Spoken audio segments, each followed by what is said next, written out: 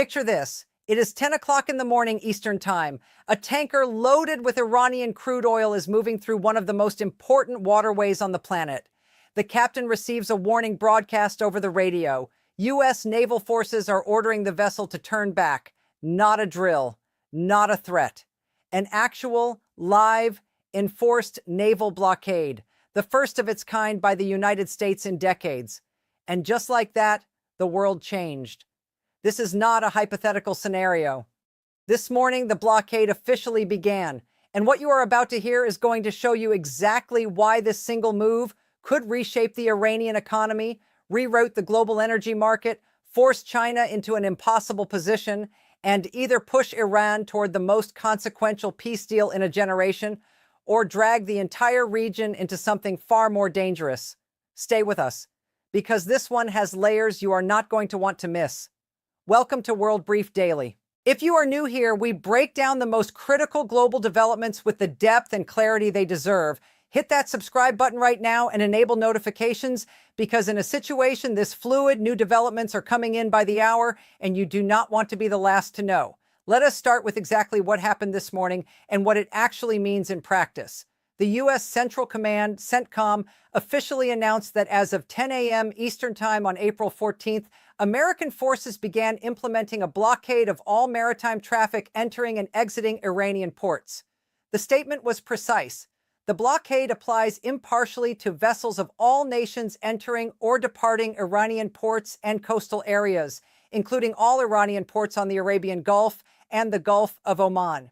According to CENTCOM, however, U.S. forces will not impede freedom of navigation for vessels transiting the Strait of Hormuz between non-Iranian ports. In other words, if your tanker is heading to Saudi Arabia, to Iraq, to the UAE, you are fine. If you are heading to Iran, you are turning around. Now, President Trump had initially framed this much more broadly. Speaking on Fox News just before the blockade was announced, Trump called it a complete blockade. All or none, he said, meaning no ship passes until Iran relents. CENTCOM's clarification narrowed that scope considerably, but make no mistake, the practical impact on Iran is still devastating. Here is why. Iran's economy is deeply, almost existentially dependent on sea trade. This is not hyperbole. The numbers make the argument on their own. On a daily basis, Iran exports approximately $270 million worth of goods. Out of that, around $140 million is crude oil. The rest, roughly $80 million per day, consists of non-oil products, petrochemicals, minerals, steel, metals. All of it moves through the sea. And then there is the import side. Last year, Iran imported approximately $58 billion in goods, around $160 million per day, covering everything from consumer products to the raw materials that keep Iranian factories running. Now, all of that is at risk. Let us run the numbers slowly, because this is where the severity of the situation becomes impossible to ignore. On the export side alone, Iran stands to lose roughly $8 billion every single month. That is not a rounding error. That is an economy-stopping figure. And on the import side, if raw materials stop coming in, Iranian factories run out of inputs. When that happens, production stops. When production stops, people lose jobs. And when people lose jobs in a country that is already sitting on years of accumulated economic frustration, things get dangerous for the regime. This brings us to something critically important that a lot of analysts are overlooking right now. The protests that shook Iran did not begin as calls for revolution. They began as economic protests.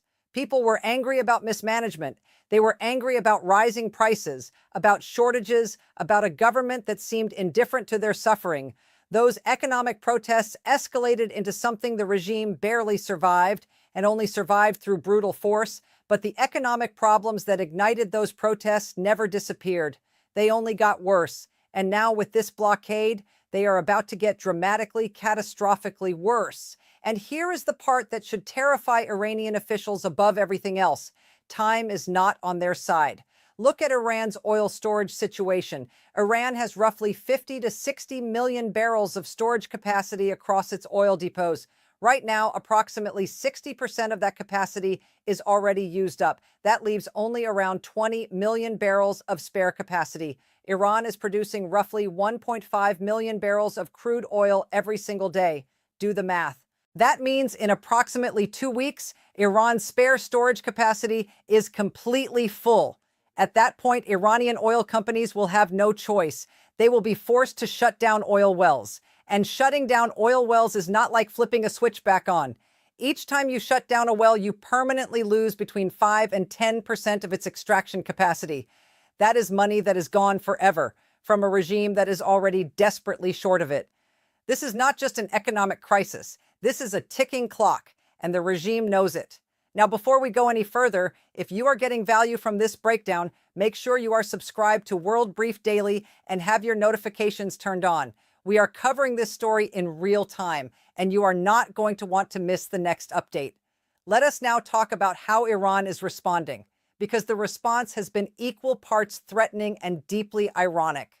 Iran's military spokesperson declared that U.S. restrictions on vessels are illegal. Iran's Parliamentary National Security and Foreign Policy Commission called the blockade a bluff. Ebrahim Rezai, a spokesperson for that commission, wrote publicly that the move would be considered an act of war and warned that Iran may also reveal other cards that we have not yet used in this game. He told Trump to respect Iranians, accept your defeat, and do not demand at the negotiating table what you failed to achieve in war. Extraordinary language. But let us hold that up to the light for a moment. This is the same regime that spent months attacking civilian shipping from countries that had absolutely nothing to do with this conflict. A Thai-flagged civilian ship was attacked by the IRGC, Thailand, a country on the other side of the world. Iran was conducting what amounted to maritime extortion, charging vessels up to $2 million in transit fees just to pass through the Strait of Hormuz, a waterway that, under international law, belongs to everyone. As reported by NPR, citing a lawmaker on Iran's own Parliamentary Security Committee, those toll fees were very real, very significant, and legally indefensible. So when Iranian officials call the U.S. blockade an act of war and an illegal provocation, the only appropriate response is, look in a mirror. Iran's armed forces went further, calling the blockade outright piracy. The IRGC warned that any military vessels approaching the Strait of Hormuz will be considered a violation of the ceasefire and will be met with severe force, according to Iran's semi-official Fars news agency. Iran's acting defense minister announced the country's armed forces were on maximum combat alert. And yet, despite all of this fire-breathing, the ceasefire is technically still holding. Pakistan's Prime Minister Shehbaz Sharif confirmed on Monday that the ceasefire remained in place and that efforts were ongoing to reach a diplomatic solution. The dialogue has not collapsed entirely. Not yet. But the pressure is building. Fast. Now let us talk about what this blockade actually looks like in practice. Because enforcing a naval blockade in one of the world's most congested and strategically sensitive waterways is not a simple operation. According to ship tracking data from Kepler, by early Monday morning, well before the blockade officially began, traffic through the Strait of Hormuz had already dropped sharply. Vessels were steering clear.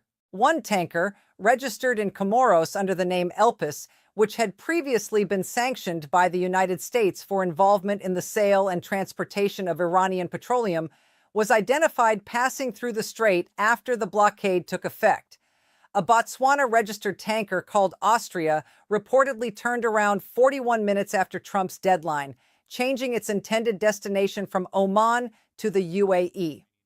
Another vessel, Rich Sterry, began broadcasting a drifting status off the coast of Keshem Island, apparently stalling and waiting to see what happens next. According to NBC News, as of this morning, 31 vessels had passed through the Strait of Hormuz in the prior 24 hours, compared to the much higher normal traffic volumes. Of those, 6 were carrying cargo, oil, chemical products, or liquefied petroleum gas. The rest were sailing light, or their load status was unknown. As reported by NBC News, legal experts are watching this closely. According to Todd Huntley, a retired Navy captain and director of Georgetown University's National Security Law program, the legality of the blockade will hinge on how it is carried out. International law requires that any blockade be officially announced, enforced impartially against all nations, and that humanitarian aid, including food and medicine, must be allowed through. The U.S. appears to be aware of these requirements. CENTCOM issued formal notices to mariners prior to the blockade's start time. But as Andreas Krieg, a senior lecturer at King's College London's School of Security Studies, told NBC News, this looks less like a clean historical blockade and more like a messy, high-risk interdiction regime, requiring U.S. naval forces to identify, track, hail, divert, and potentially board vessels, all while operating in one of the most crowded shipping lanes on Earth. The U.S. military assets positioned to enforce this blockade are substantial. According to CBS News, CENTCOM currently has the USS Abraham Lincoln aircraft carrier, 11 destroyers, and the USS Tripoli amphibious group operating in the Middle East. The USS Gerald Ford and additional destroyers are deployed in the Mediterranean. On Saturday, as reported by the New York Times, U.S. military vessels had already entered the strait to clear mines previously laid by the IRGC, a necessary precondition for any serious enforcement operation. According to Trump, speaking outside the Oval Office on Monday, their whole Navy is underwater. You know that 158 ships are gone.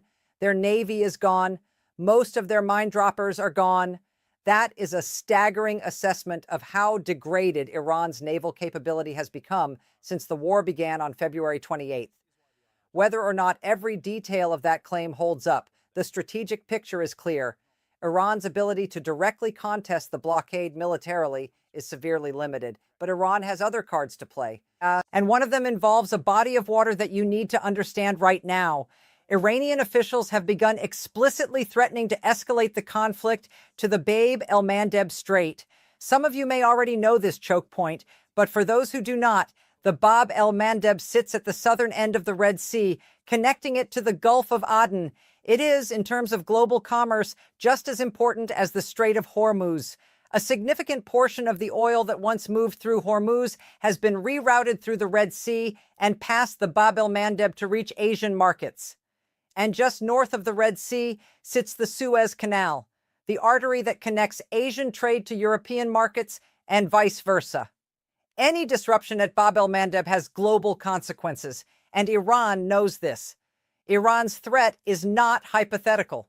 Iran controls the Houthis in Yemen. Last year, the Houthis launched an extended campaign of missile and drone attacks against commercial shipping in the Red Sea that lasted months before a combined air campaign pushed them back. They can do it again if Tehran orders them to. As one analyst put it in a live CNN broadcast speaking about this exact scenario, it's a major concern that the Iranians may try to use one of their largest proxies, the Houthis, to launch missiles or drones at vessels in the Red Sea. The Houthi threat was already deterred once, but deterring it again while simultaneously enforcing a blockade in the Strait of Hormuz would stretch U.S. and allied naval resources significantly. This is part of Iran's calculation. Now, here is the dimension of this story that most Western coverage is not paying enough attention to, and it could end up being the most important factor of all. China. Almost all of Iran's oil exports go to China. According to trade data, this accounts for roughly 11 to 13% of total Chinese oil imports. And if you factor in the shadow fleet arrangements that officially do not exist, but very clearly do, that number might be even higher. But here is where it gets truly extraordinary. China does not just depend on Iran for oil. China depends on the entire Gulf region, and the vast majority of that oil moves through the Strait of Hormuz. Break it down. Russia supplies roughly 20% of China's oil imports. Iran supplies around 13%.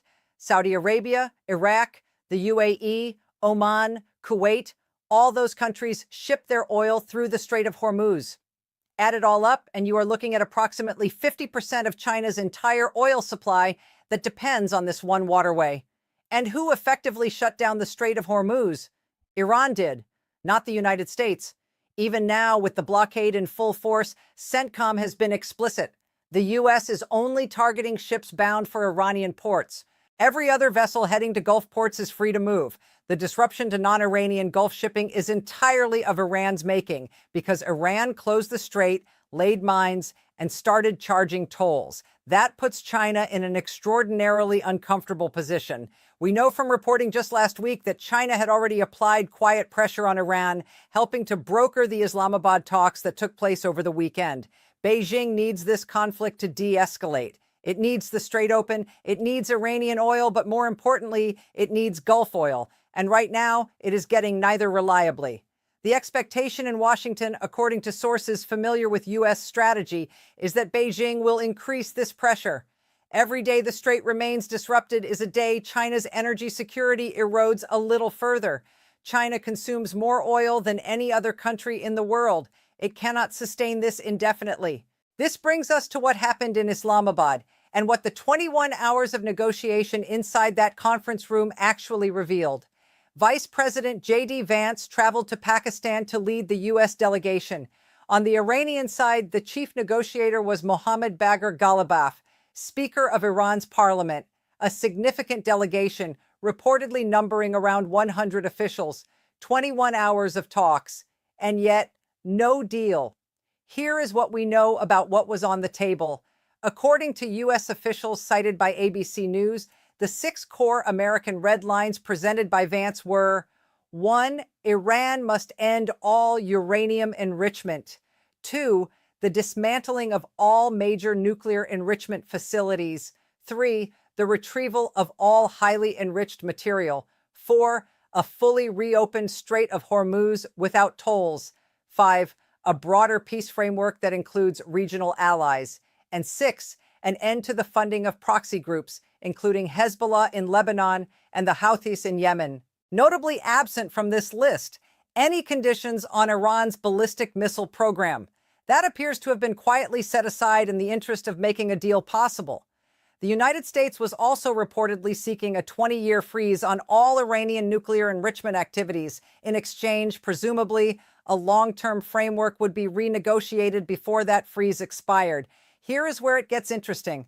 Despite the public posturing, Iranian officials were reportedly willing to discuss the nuclear issue, but the gaps between the two sides remained enormous.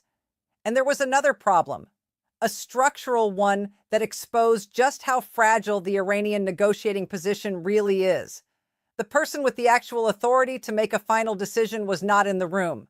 Vice President Vance himself confirmed this, stating that during the 21-hour marathon session, he called President Trump approximately half a dozen times, possibly more. The Iranians, however, were terrified to make a similar call back to Tehran. They were worried about the security risk. They were afraid that an intelligence agency might be monitoring the call and able to track it. So Iran showed up with 100 officials, and none of them had the authority to say yes. This tells us two things simultaneously. First, the Iranian regime is so fragmented and so deeply paranoid that it could not even conduct secure communications during the most important diplomatic moment it has faced in years. The gap between Iran's public assertiveness and its internal dysfunction is wider than most people realize. Second, and this is crucial, it means the negotiating process is not over. Iran's delegation took the American proposals back to Tehran. Whoever holds actual power in that system, whether it is Supreme Leader Khamenei, IRGC commanders, or some combination thereof, is now sitting with those proposals. They can't accept them, they can reject them, or they can send back a counterproposal. And if that counterproposal is even in the ballpark of what Washington will accept, then a deal is still possible. Vice President Vance, speaking to Fox News on Monday, was careful with his words. He told Brett Baier that the ball is in Iran's court. He said it was up to the Iranians whether there would be more direct talks, and Trump himself, despite announcing the blockade, told reporters outside the Oval Office that Iran wants to make a peace deal very badly. Those two statements, announcing a blockade while saying the other side wants peace, reflect the delicate, high-stakes game being played right now. It is also worth pausing on the legal dimension of the Islamabad process because it adds another layer of complexity. The ceasefire that created the window for these talks came into force after Trump threatened to obliterate what he called the whole civilization of Iran if it did not reopen the waterway. Iranian Foreign Minister Abbas Araghchi then confirmed that safe passage through the Strait of Hormuz would be possible through coordination with Iran's armed forces. But what coordination actually meant in practice, specifically the tolling regime that Iran began imposing, was precisely the flashpoint that blew the Islamabad talks apart. According to a U.S. official speaking to ABC News, the talks ultimately broke down because Iran would not concede on ending uranium enrichment, would not agree to dismantle its enrichment facilities, and refused to fully open the strait without conditions. Israel, for its part, was entirely supportive of the blockade decision. Prime Minister Benjamin Netanyahu confirmed in a cabinet statement that his government is in full coordination with Washington and endorsed the blockade as a direct consequence of Iran violating the rules of the ceasefire negotiations. Meanwhile, the international community is not standing still. French President Emmanuel Macron announced preparations for what he called a peaceful multinational mission aimed at restoring freedom of navigation in the Strait of Hormuz. Speaking via social media, Macron confirmed he would be convening a joint conference with the United Kingdom in the coming days to coordinate international efforts. British Prime Minister Keir Starmer is reportedly already engaged on the energy price dimension because Europe is bleeding. As reported by Gulf News, the EU energy crisis triggered by the Iran war has already cost the 27-nation bloc more than 22 billion euros in higher fossil fuel bills. EU Commission President Ursula von der Leyen announced that Brussels will present emergency energy cost plans next week. And as reported by Reuters, Brent crude oil has risen by approximately 40% since the war began, with prices nearing or surpassing $100 a barrel on Monday. Energy Secretary Chris Wright acknowledged on Monday, speaking at the Semaphore World Economy Conference, that oil prices will likely continue to climb until meaningful ship traffic gets through the blockaded strait. And he projected that peak pricing could occur sometime in the next few weeks, which means the pain at the pump is not over, not yet. The Speaker of Iran's parliament, Ghalibaf, seemed almost to relish this point, posting a photo of a U.S. gas station sign on social media with the caption, "Enjoy the current pump figures. With the so-called blockade, soon you'll be nostalgic for $4 to $5 gas."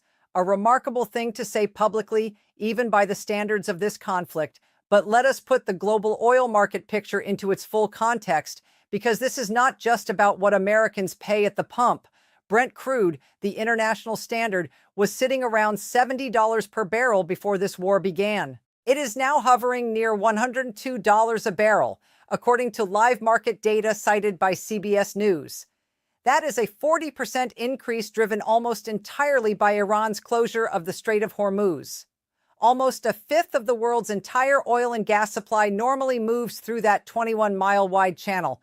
Beyond oil and gas, the strait is also a major corridor for fertilizer, aluminum, and helium shipments. The economic ripple effects touch agriculture, manufacturing, and technology sectors worldwide. Spain's Defense Minister Margarita Robles called the blockade another step in an escalating crisis, warning in an interview with Spanish national television RTVE that the consequences extend well beyond Iran and the United States. UN Secretary General Antonio Guterres, through his spokesman Stefan Dujarric, stated bluntly that there is no military solution and called on both parties to maintain the ceasefire and pursue dialogue. And even Russia, hardly a neutral party in any of this, expressed concern. Kremlin spokesman Dmitry Peskov warned on Monday that the blockade will continue to negatively impact international markets, calling it a situation where many details remain unclear. Coming from Moscow, that is as close to genuine alarm as you are going to hear expressed diplomatically. But here is the reality. Iran is the country running out of time, not the United States. Let us bring all of these threads together because the picture they form is one of extraordinary strategic tension. The United States has deployed one of the most powerful naval forces ever assembled in the Middle East. The blockade is live. Iranian oil exports are effectively frozen. Iranian storage capacity will be full in approximately 2 weeks, at which point well shutdowns begin, causing permanent, irreversible economic damage to a regime that is already struggling to survive. The Iranian economy is dependent on sea trade for its survival. Domestic economic pressure is building. The memory of past protests that nearly toppled the regime, is not far from anyone's mind in Tehran. At the same time, the diplomatic window has not closed. The ceasefire, however fragile, is technically still in place. Dialogue, even without a scheduled meeting, has not been declared dead. Pakistan is still mediating. China is applying pressure from the sidelines. And at least according to U.S. officials, Iran came to the table in Islamabad genuinely willing to discuss the nuclear question. The next 72 hours will be decisive. Iran can choose the path of escalation, activating the Houthis, threatening Gulf shipping, attempting to challenge the blockade militarily. That path leads somewhere very dark and very costly for everyone. Or Iran can make the calculation that its position deteriorates by the hour, that its economic clock is ticking louder than its military threats, and that the time to negotiate, while it still has something to negotiate with, is now. The question is whether whoever holds real power in Tehran understands the situation as clearly as the numbers describe it. And that, my friends, is exactly the kind of question that never gets answered by waiting. It gets answered by watching closely, by staying informed, and by understanding the economic, military, and diplomatic forces at work beneath the headlines. That is what we do here at World Brief Daily. If you have not subscribed yet, right now is the moment. Hit subscribe, enable notifications, because this story is moving fast, and we are committed to giving you the clearest, deepest analysis every single time there is a development worth understanding. We will keep you updated as this situation evolves, and based on everything we have laid out today, it is going to evolve quickly. Thanks for watching.